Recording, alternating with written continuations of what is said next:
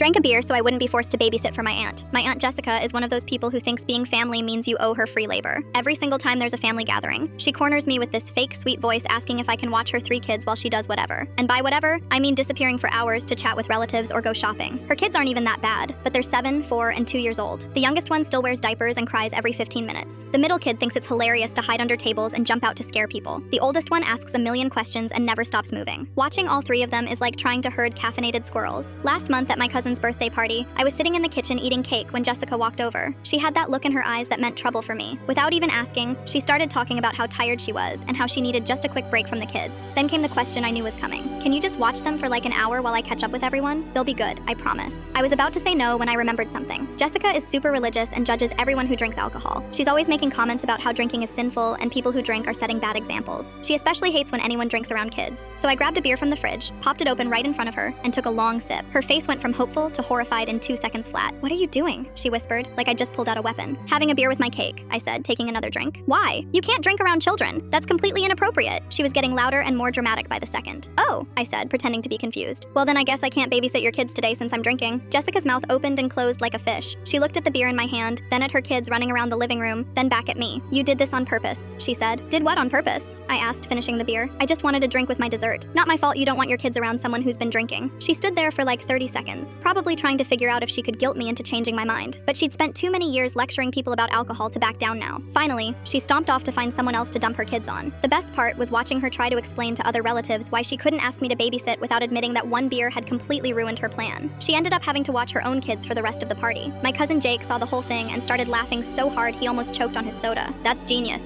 he said. "You played her own rules against her." For the rest of the party, every time Jessica walked near me, I made sure to mention how good the beer tasted, or how relaxing it was to just sit and enjoy my drink. She gave me dirty looks but couldn't say anything without looking like a hypocrite. The funniest thing happened when we were all leaving. Jessica's youngest had a complete meltdown in the parking lot because he was tired and cranky. She was struggling with all 3 kids, the diaper bag, and trying to get them in car seats. I walked past her with my keys jingling, whistling a happy tune. She looked at me like she wanted to ask for help loading the kids, but I just smiled and said, "Hope you had a great time at the party," and got in my car.